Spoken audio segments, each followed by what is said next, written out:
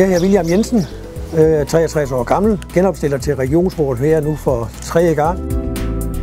Jeg er født og opvokset i Dageløkke på Langeland, hvor jeg har boet de første 20 år af mit liv. Og herefter så har jeg bosat her på Tåsinge i Svendborg Kommune i de næste 40 år.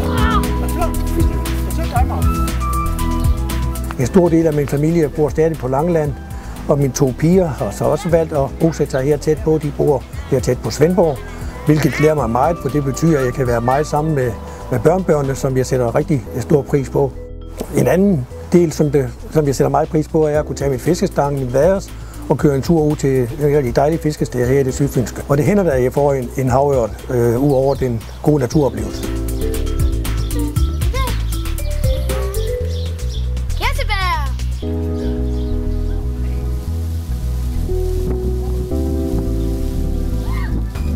Min overordnede politiske målsætning er og har altid været et Danmark i balance. Jeg går ind for, at vi skal sikre, at vi også her i Udkantsdanmark har gode vækst- og levevilkår.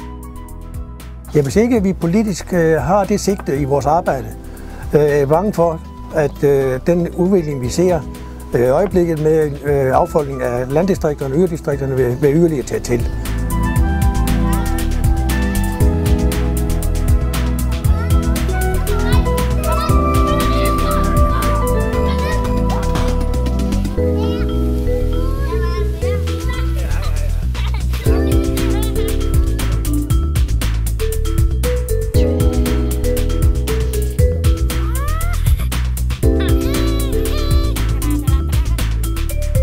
Jeg håber på din personlige stemme på valgdagen.